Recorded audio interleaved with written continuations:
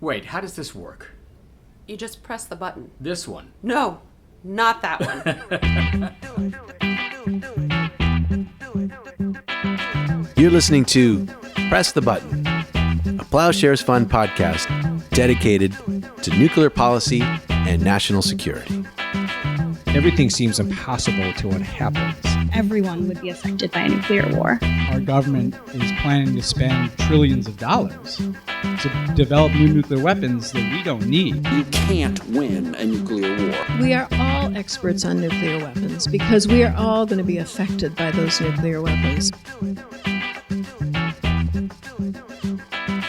And here are your hosts, Joe Cirincione and Michelle Dover. Welcome back to the 34th episode of Press the Button. I'm your host, Michelle Dover, Director of Programs here at Plowshares Fund, and today I'm your only host since Joe is traveling. But before we get to the news, I wanted to give a special shout out to Giving Tuesday. Giving Tuesday is a day to support your favorite philanthropies and charitable causes following a weekend of big sales. And nuclear issues are important. So we hope that you consider giving to Plowshares Fund, where we work to support the best and smartest people who have the best and smartest ideas to reduce nuclear risks. If you give today on Giving Tuesday, we have some awesome thank you gifts, including an official Press the Button mug, which if you've seen my Twitter account, you know how much I love this mug. To learn more about the various giving levels today, please go to www.plowshares.org/Giving Tuesday. And I thank you in advance. But we have a lot to cover today in the news. This includes the current protests and crackdown in Iran, as well as the U.S. president's sole authority to launch nuclear weapons, especially in light of the current impeachment proceedings. While Joe may be traveling, he's definitely still busy, having just published an op-ed in the Washington Post. In terms of the interview, Joe sits down with Jeffrey Lewis, a professor at the Middlebury Institute of International Studies in Monterey, California. Jeffrey is the host of another nuclear podcast called Arms Control Wonk. And if you like what you hear on Press the Button, you should definitely check out Arms Control Wonk. Jeffrey is the author of a new fictional book called The 2020 Commission Report on the North Korean Nuclear Attacks Against the United States. Let's just say I am very glad it is so far a fictional book. And in the interview, he sits down with Joe to talk about how we can improve our nuclear policy here at home. But before that, as always, we'll start with the news. And now, early warning. A 7-minute synopsis of this week's nuclear news. Welcome back to Early Warning. I'm your host, Michelle, and today I'm joined by Tom Collina, Policy Director here at Plowshares Fund, and Akshai Vikram, Hale Fellow here at Plowshares Fund. Gentlemen, thank you so much for joining me. Great to be here. Thanks for having us. And might I say thank you for covering the show the last week I was out. I learned a lot. Any chance to hear Tom's sonorous NPR voice? Always. Thank you, Akshai. It's our pleasure. So, you know the drill. We have 7 minutes and a lot to cover. First story is out of Iran. We're slowly learning the details of ongoing protests that started November 15th and appear to have been sparked by a sudden rise in gasoline prices. Estimates from human rights groups are that possibly over 200 people are now dead as the result of the Revolutionary Guard Corps cracking down. This includes a pretty horrific report about the shooting of dozens of protesters in a marsh near Mashhad. And these details were slow to come out, in part because of an internet blackout implemented by the Iranian government. Akshai, the Iranian regime clearly decided to use violence to shut down these protests. But is there any linkage to the sanctions that the U.S. imposed? I mean, it mentions the gasoline prices as being the spark. So I think that's true. I think that the maximum pressure campaign was intended, at least that's what its advocates say, was intended to force the Iranian regime back to the negotiating table to create a new nuclear deal with the United States. It seems like that is not actually working. It has inflamed tensions in Iran. It's driven these protests in part, but has not had its intended effect, which is to bring the Iranians back to a negotiating table over their nuclear program. In fact, it's had even an adverse effect. Just this week, the Iranians were saying that they might pull out of their IAEA commitments in a diplomatic spat with the European Union. And it seems to have helped the hardliners in Iran. A lot of moderates went out on a limb to negotiate with the United States. And when we pulled out of the deal in May last year, it really helped a lot of the elements in the regime that are hostile to negotiations with the United States. And finally, it seems like it has increased the suffering of the Iranian people to no discernible end. It helped the corrupt elements in the regime that this White House talks a lot about trying to punish more than it's actually helped the average Iranian on the street. And I think we have to ask ourselves, what is the point of a policy that's inflicting all this needless suffering if it's not having its intended effect of bringing about a new nuclear deal? Thanks for that. Something we'll be continuing to watch. Tom, the only thing that DC will be talking about this week is the same thing as talked about the last few weeks, which is impeachment. Joe has an article in the Washington Post detailing how impeachment has a way of bringing out a president's worst instincts, as we might say, and advocating for changing the president's sole authority to launch nuclear weapons.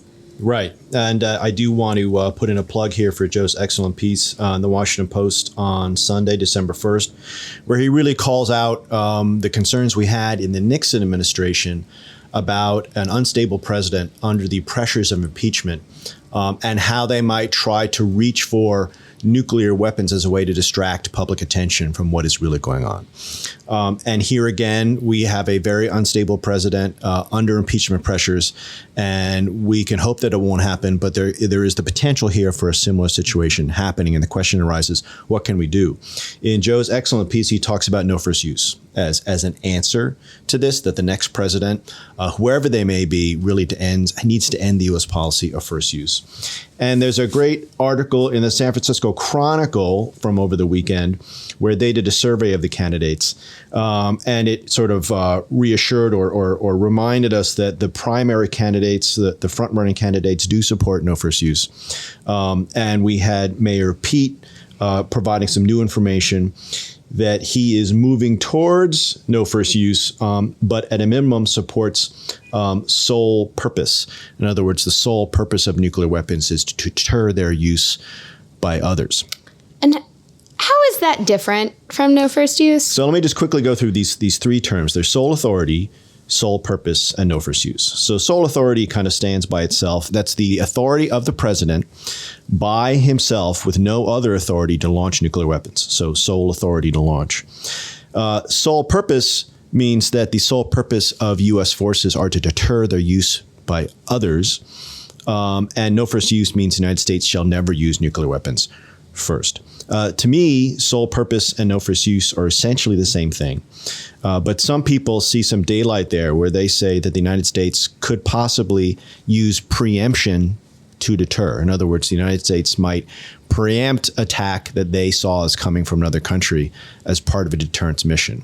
I don't see that as a viable option because for a president to deter through preemption, they would essentially be launching nuclear war on the intelligence community telling them that a launch is going to happen. And that seems to be a pretty slender reed to end the world. This country does have a recent history with questions about preemption, maybe not nuclear weapons. Not nuclear, but yes, But indeed. yes, I can see how there might be daylight. So our final story actually has to do with someone who does not subscribe to the sole purpose or no first use positions.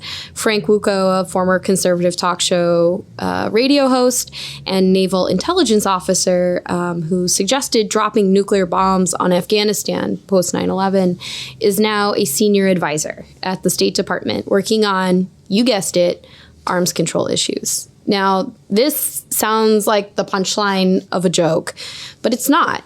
What do you think it means for arms control? Well, certainly, when I first read this, I thought this was The Onion. It is not. It is real life, unfortunately. I think it in part answers the question of where did Trump get these ideas of using nuclear weapons against Afghanistan, which he talked about some time ago.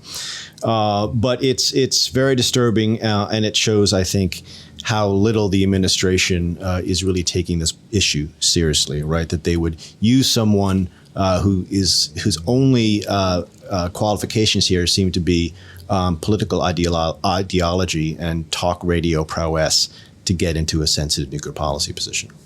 I would agree with that, but I would just add that it's really frightening that this man has made his career in a lot of ways based on trafficking on lies about President Obama, about other Democratic politicians. And the last place where we need dishonesty in our government is in our nuclear policy. There's something very alarming about the fact that this is the way that this guy got this job. And on those wise words, we will close here. Thank you, Tom and Akshay, for joining. Thanks, Michelle. My pleasure. And now, joining us for a special announcement about Giving Tuesday is our Deputy Director of Development, Bonnie Fisk. Thanks, Joe. Every year, the Tuesday after Thanksgiving is set aside for this global movement where people can give back to their communities. And we know that everyone has lots of causes that they give to, but we'd like you to consider giving to Plowshares Fund this Giving Tuesday. We are the only foundation focused exclusively on eliminating the threat from nuclear weapons. Exactly. We're asking that you consider a one-time gift on Giving Tuesday or potentially supporting Plowshares Fund and our work year-round through our monthly recurring giving program. For as little as $5 a month, you can set this up and it gets deducted from your account automatically. Is this where I tell them about the swag? Yes. If you give us a gift of $10, we'll send you an exclusive Press the Button sticker. It'll look great on your laptop. But if you give us a recurring gift, which is more valuable to us, or a one-time gift of $50, then you get the coveted Press the Button mug. We usually give these only to in-studio guests, but as a donor, we're happy to send one to you. So Bonnie, if we've convinced people to give, how do they get involved? They can visit plowshares.org/Giving Tuesday. The swag is only available for gifts made on Giving Tuesday. Thank you, Bonnie. Thank you, Joe.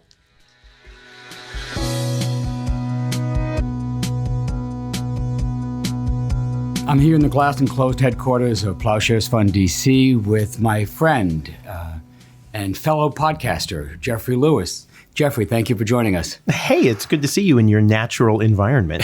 We have light. We got the Washington Monument. It's nice to be here, and I'm glad you're in town so we can sit down and talk about a wide variety of things. You're a professor at the Middlebury Institute for whatever it is? International Studies at Monterey. Thank you very much. So I don't have to live in Vermont. I get to live on the beach. That's great. That's great. Well, as many of the people who listen to this know, we have a friendship that goes way back and spans dozens of cocktails. You were my gym buddy? Yes, that's right. When you were here. And before that, you introduced me to my wife. It's Joe Lewis. You are the finest wingman in history, Joe Cirincione. It is my pleasure, and it's been a very productive relationship. How many kids? 3. That's great. But we're not here to talk about cocktails or progeny, but about nuclear war. And that's what I want to talk with you about. You were a member of the Obama security team during the campaign in 2007, 2008. You helped shape the Obama policy that was then brought into the White House, one of the best, most ambitious, most realistic policies. But there was so many problems with implementing that policy. I think everyone on the team would agree that it didn't turn out the way we had hoped. On this podcast, we've interviewed Ben Rhodes and John Wolfstall and Lynn Rustin, people who went inside the administration on lessons learned. Knowing what we know now, what would you do differently? So please, what do you think? What are your lessons for the next president of the United States? I don't bother with campaigns. One of the interesting things about that experience was seeing how fundamentally different the campaign was from the transition to then the actual team itself.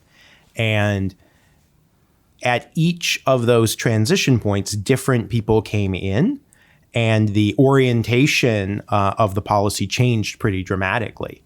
So, somehow we went from a situation where we had a campaign that was incredibly progressive on nuclear weapons issues to having a team in place at DOD who was writing the nuclear posture review. And I'll never forget getting invited into one of these meetings. Yes. Right? So having not gotten the opportunity to do it ourselves, but you still get the courtesy of being invited in, right, to be told what the people who are really doing it are going to do.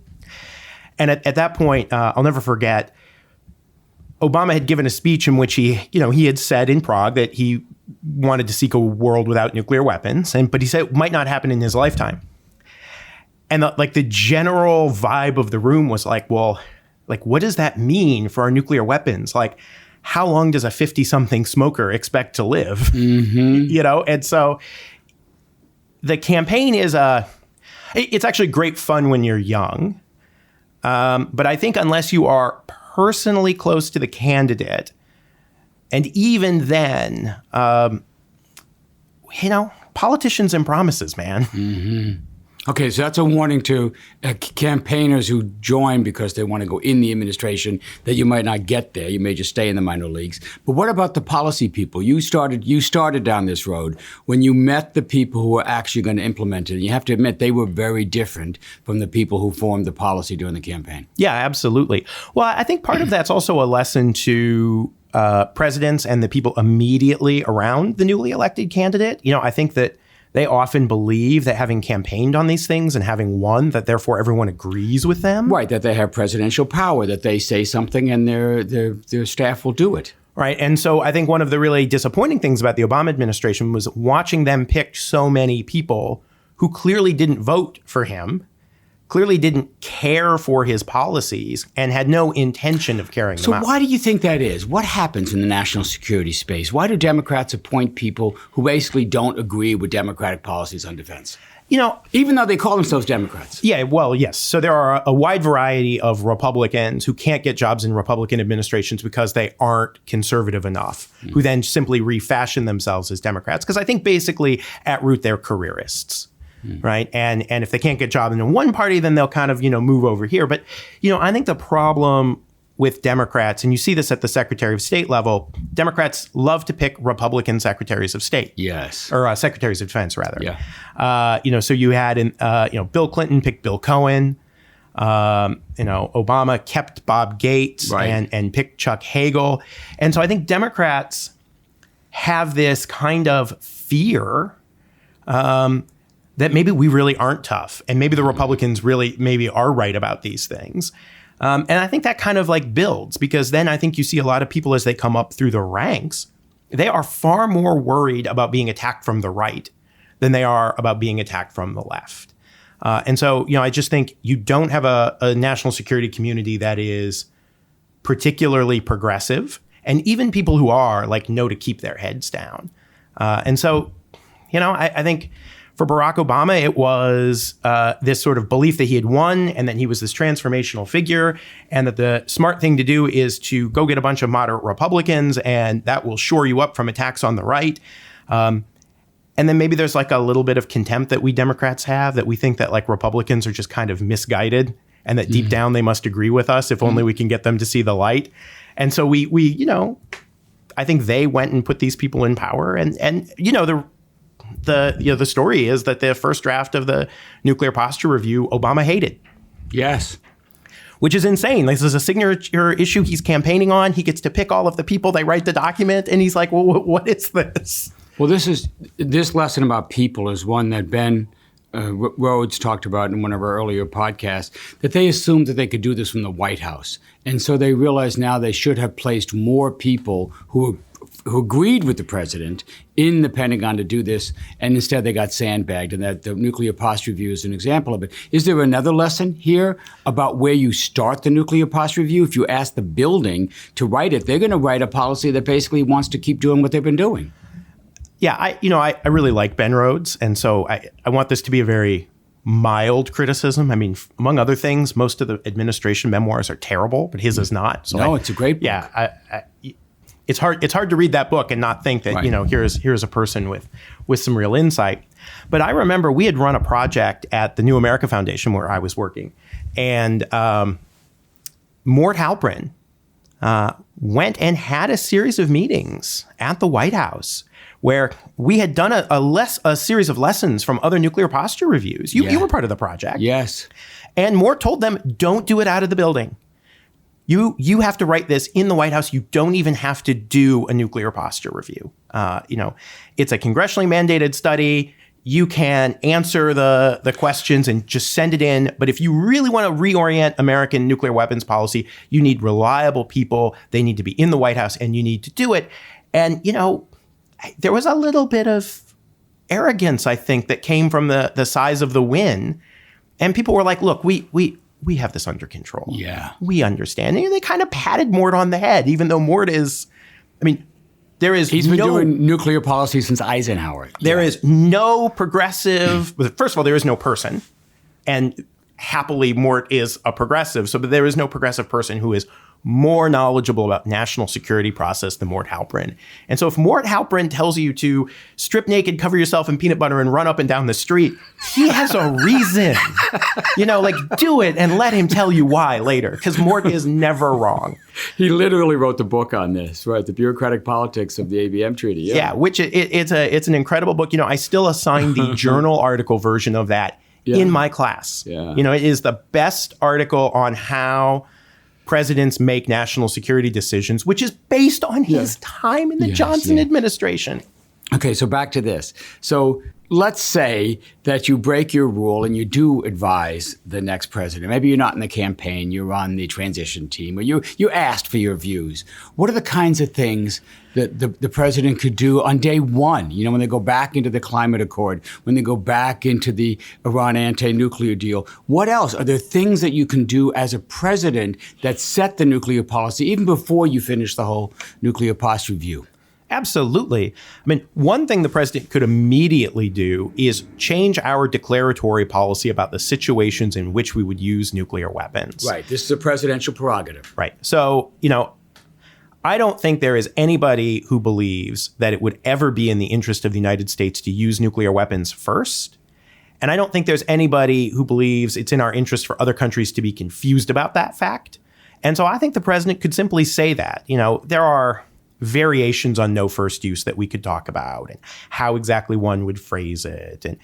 But at a impressionistic level, the idea that we're going to continue this policy we have now of, there are all kinds of situations in which we might use nuclear weapons, including some we can't even imagine yet, is so, I think, fundamentally inconsistent with our national interest. And it is pure timidity that stops presidents from doing this. And I think the thing that we've learned from Donald Trump, and I frankly have learned living in California, is this stuff that we think in DC is earth-shaking, that would be the end of the world, isn't even a ripple out in the real world. If Barack Obama had declared a no first use pledge, people here think it would have been this dramatic earth-shaking event. I guarantee you not a single one of my well-to-do Trump voting friends in Carmel would have had any idea he did it. Yes. That's exactly right. So Ben Rhodes tells us that Obama wanted to do this and Vice President Biden supported it, but he couldn't get any of the national security cabinet secretaries to go along with him. Not the Secretary of Defense, not John Kerry, not Ernie Moniz. They all opposed no first use. And basically for this reason, maximum flexibility. John Kerry concerned about extended deterrence. What do you think of that argument? You touched on it, but elaborate. I think it's... Meaning, tell people what extended deterrence is. Okay, well, so extended deterrence is this idea that we can deter attacks on our allies using our nuclear weapons, right? And so the idea here is, maybe there would be this attack and we wouldn't be able to handle it. And if we have no first use, then we're not going to be able to threaten nuclear weapons. I think substantively it's goofy. If the United States has said we will not use nuclear weapons first, and we have failed to make the appropriate preparations for a conventional attack, and things go bizarrely wrong, I can't imagine I would change my mind about this, but if it truly were different, the fact that we have the nuclear weapons is already an enormous deterrent, right? Because you can change your mind. And you could announce that you were changing your mind, right? I mean, one of the bizarre things about these debates is, we say, if we have this policy, it's like, you could change the policy if it ceased to be relevant. Right. So I think it's a dumb argument, but I actually don't think that's why those people opposed it. Okay. You think they opposed it because? Because they care about their future confirmation or their future appointment or their next appointment on a corporate board, or maybe in Kerry's case, he planned to run for president again. And so this is about them being more afraid of Republicans than they are of Democratic voters. Yeah. And it's a thing that we do over and over again, where we, as progressives, because we deep down believe these people must secretly be like us and really believe the things we believe, we are not willing to criticize the individuals who are making policies with which we disagree. Whereas, Republicans going all the way back to Paul Nitze, calling Paul Warnke, whose grandson is an alumni of ours, calling Paul Warnke a bad American. Yes. Because they disagreed on nuclear policy issues. So, if we had as much fight as they did, I don't think this would be as much of a problem. One of the things that Trump has taught us, maybe the next president can learn from this, is the power of the audacity of presidential action. Right. So Trump goes in and all his cabinet secretaries are telling him, no, don't do this thing. For example, leave the Iran anti-nuclear agreement. No, don't do it. Don't do it. And he does it anyway. Right. And does he suffer politically? Is there anything? It's bad policy. His advisors are right, but he doesn't suffer. He gets to do it. And this is a lesson that maybe the Democrats can learn? Yeah, I think this is a thing that Barack Obama did not understand about presidential power. It's, killing my chances for a job if I ever got tired of the beach. Well, this is what makes you so interesting. And I don't care. we have no intention of going into another administration. We don't care. Yeah. We don't care how our answers will play at the confirmation table at the Senate hearing, because we're never going to be there. All of these people who sound so tough and lecture us about their principles, the minute they get around Donald Trump and he tells them to do something embarrassing and humiliating and degrading, they do it. They all sit at the table with him and they smile and they pretend like the things he's saying are reasonable. They don't have any spine to stand up to him. I think Lyndon Johnson understood that. Yes. Lyndon Johnson would personally browbeat people into agreeing with him. And so I think that all of these people are going to be cautious and they're going to say, we don't really do that. I don't know if that's a good idea, because they themselves are not leaders, right? And if the president of the United States says, yes, I am doing this, and by the way, I'm making this a test of your democratic bona fides, right? So we're doing this, and if you don't get on board, good luck getting a job in the Ivanka Trump administration, right? Then I think those people suddenly would come around to it. And in their memoirs, instead of being against it, they would have been for it. There are individual exceptions, sure. I don't mean to say that no one would resign over a matter of principle, but I think that it is amazing to me how policies that are unthinkable immediately become thinkable once the political winds shift. Okay, so I've got 3 lessons so far. Maybe I'm missing one. 1, the importance of people. Make sure you appoint the right people in the right places. 2, president set the policy. Don't wait for the Pentagon to tell you what you think. Tell the Pentagon what you think. 3, the audacity of the presidency. Be audacious. Be true to your principles. Move on this. And I guess 4. Yeah, but this all adds up to, by the way, be the kind of person we'd like to elect as president. Yeah, that's right. Any other lessons before we leave this subject?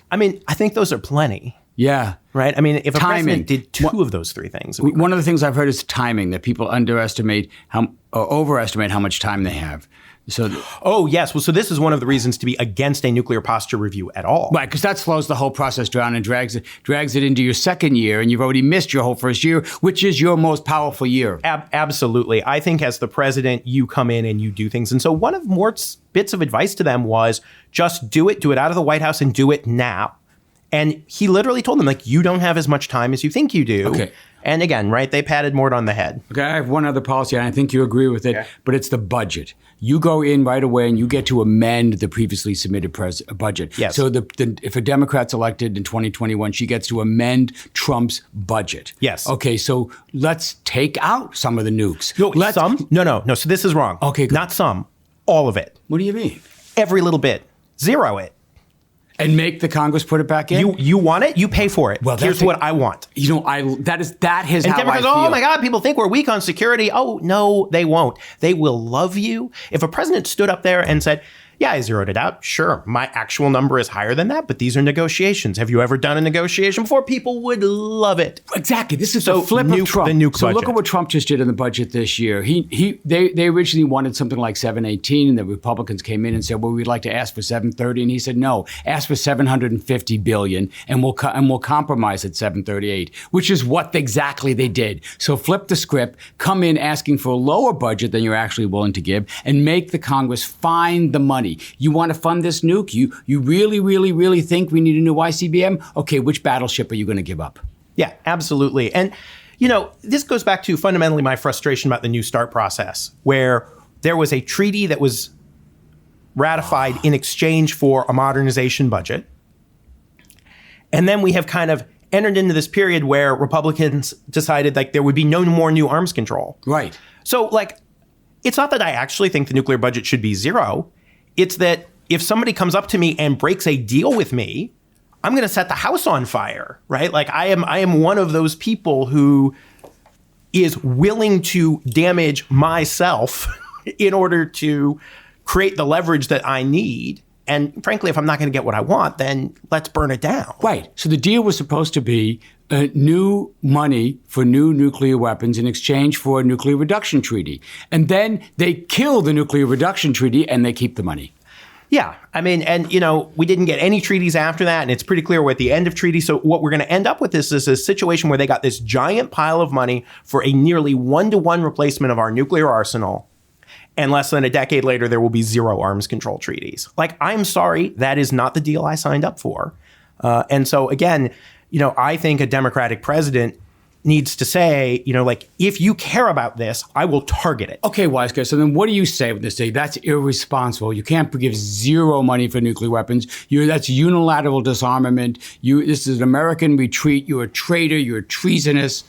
Okay, for one, they're going to say that anyway.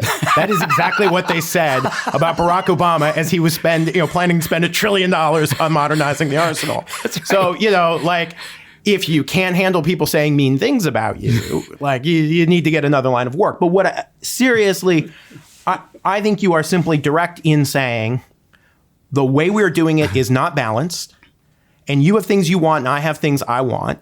And I may think some of your things are good, but I'm not going to negotiate with myself on your behalf. So if you actually care about that stuff, then that's your part of the conversation. And you tell me what you want, and I got my list of what I want. And if you're willing to make a deal, we'll get somewhere together. This is great. One of the reasons people should listen to you is because your predictions have seemed to be coming true. I'm referring specifically to your book, the 2020 Commission report on North Korea's nuclear attack on America, which is frighteningly on schedule for what might happen. So people who haven't read the book, tell us about the book and tell us where we are. Yeah, thank you for the compliment about the book.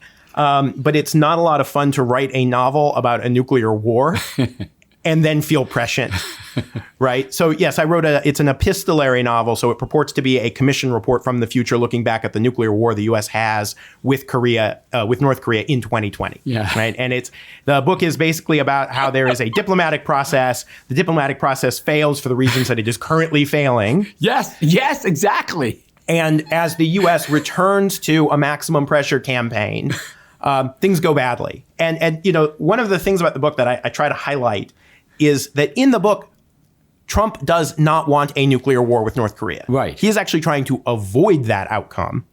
But because of all of the choices people have made, and frankly, a lot of decision-making pathologies that we have in Washington, the desire to look tough, kind of different bureaucratic maneuverings, people back themselves into an outcome no one wants.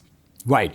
One of the things I like about your book is there is no villain. I mean, Kim Jong-un isn't a villain. Trump is not a villain. Even John Bolton, the fired in your book national security advisor, oh my God, he's actually been fired. Does Jeffries actually see the future? Is not a villain. They're all doing what they think is the right thing for reasonable reasons, and that is the problem. It ends up in a nuclear war. Right. Well, so the book is as much a critique of these folkways of Washington that we were just complaining about as it is the Trump administration. I mean, what's horrifying and wonderful about Donald Trump is that he takes all of the things about Washington, which, you know, you and I are also complicit in, right? Because I lived here a long time. You live here. Yeah. We're of this place. But he takes all of the bad habits that we have or let slide, and he throws them into sharp relief. You know, so we have a crazy system in which a president can order a nuclear war with no check on his authority. Right. Which isn't so horrifying when that person is Barack Obama. Right. But when it's Donald Trump, you realize how stupid this system is. Right. The mental instability of the current president exposes the underlying insanity of the system. And people still don't realize this. So I say it as often as I can. Tell me if I'm getting anything wrong. The president has sole unfettered authority to launch a nuclear weapon or weapons whenever he wants for whatever reason he wants. Yes. Right? There's no second vote. There's no obligation to consult with anyone. The order does not go through the Secretary of Defense. It goes right to the National Military Command Center and out to the launch units, who I believe will execute the order faithfully as they are trained to do. Right. The system is designed for rapid decision-making, rapid execution, not discussion, not questioning. And if a military general did refuse the order, they would be fired and replaced with one who would. Right. And I actually think that is the fundamental point where we have these ideas from movies that we see, Yes. where you need a dramatic scene, which, by the way, normally takes longer than it would to launch the nuclear weapon. That's right. But the point of the system is to not allow people to delay it, right? The system is designed to not allow someone with qualms who doesn't have the right to have those qualms to stop it. Yeah. So it's a crazy system, except for it works precisely as it's designed. Yeah, right. And so this is one of the great things about the book. I urge people to read it. The full title is The 2020 Commission Report on the North Korean Nuclear Attacks Against the United States. It really is wonderful. It's a page turner. I can't tell you how many people I've read who said I read it in one sitting. It's that kind of book. So if you're going on a ski trip this winter, take it. You can read it on the lift ride on the way up. But listen, I want to ask you about John Bolton for a second. First, when he resigned, did you think, oh my God, this is what happens in my book? Or was fired, whatever he was? A little bit. The thing that scared me the most in the book, he's fired, but a program he has put in place to pressure North Korea lives on, right? These bomber flights. Yes. And so it's this kind of Bolton has oriented policy in a certain way and put a certain train of events in place, and then he's removed. But it soldiers on doing what he intended it to do, only to result in the shoot down of the nuclear war, right? That's exactly what just happened with the Open Skies Treaty. That's exactly right. Right? Bolton has put in place people, some of whom I inexplicably like, but all of whom I completely disagree with. And he has put in place a train of policies. And even though he is not there, this orientation of U.S. policy, and it's not just in North Korea, it's in Iran too, is aimed in a certain direction. And if it's not managed correctly, or even if it is, it could result in catastrophe. Right. His policies are terrible. They're against everything we stand for. So what explains the new Democratic rehabilitation of John Bolton? He has suddenly become a hero to certain Democrats. I can't tell you how many people have said, well, I agree with John Bolton on North Korea, or I agree with John Bolton on Ukraine. I think it's a series of really disreputable habits. I mean, one of which is liking professional wrestling, right? There's nothing like a good heel turn or turn from a heel to a baby face. So people do love that as a narrative. I think also, though, that people have this idea that like Republicans don't believe the things that they believe. That deep down, they're just like us, and that they really do care about all the things we care about. They care about the equality of women. They care about racial equality. They care about, the well-being of immigrants. It's just that they have a different perspective, right? Which is nonsense, right? Like Republicans are not slightly misguided versions of ourselves. They're people with a different worldview, right? And it's a worldview that we disagree with. And for whatever reason, when we encounter principled disagreement, we mistake that for believing that deep down we must agree at some level. Like we don't. Like John Bolton has a lot of principles. It's just they're deeply wrong principles that would destroy the country, right? So I don't understand why we do that, but we do. Well, it's also part of this insecurity, right? That Democrats want to be tough, so when they can find some tough neocon that they can agree with, and it's also this. It's like a flag pin in your lapel. It's a way of saying, "Oh, I'm tough. I agree with John Bolton on some things." There also is this disturbing tendency among centrist Dems to think that what we really need to do is reunify with the neocons. The neocons, remember, who used to be Democrats, they were Henry Jackson Democrats, and they left over defense policy, basically. Don't let the door hit your ass on the way out, Richard Pearl. And they want them, let's bring them back in. This is how we're going to win the majority again. This is how we'll win the presidency. Let's reunite with neocons, even though that means adopting their principles. It's not neocons, you have to adopt ours. Like, no, we will adopt your principles, and therefore we will form this united front with you. Well, Well, and I will say this is one thing I do like about conservatives, and so maybe I'm doing it too, but they have spent 30 or 40 years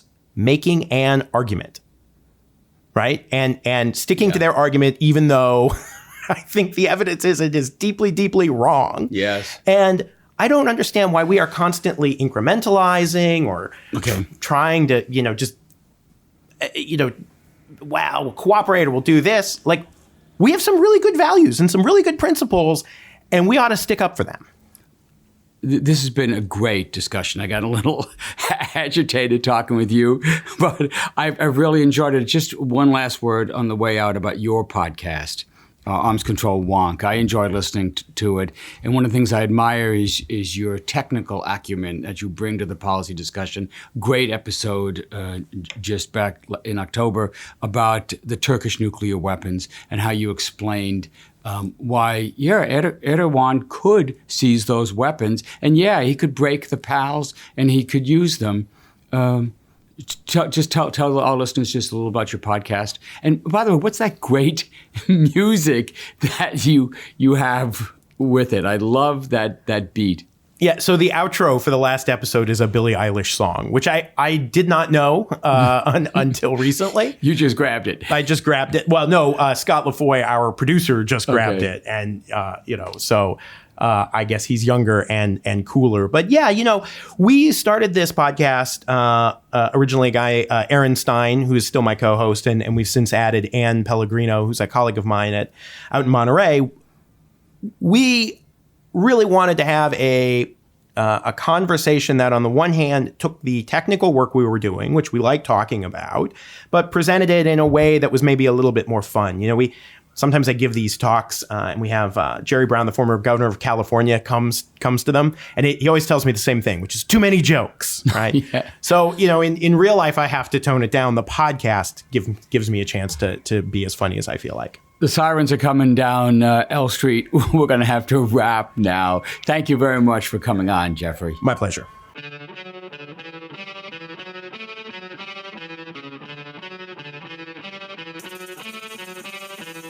Thanks for listening to Press the Button.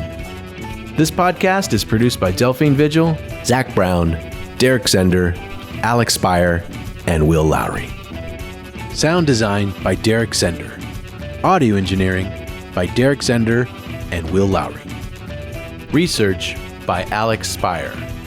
Our theme song is by Lyrics Born and the Poets of Rhythm, sampled with kind permission.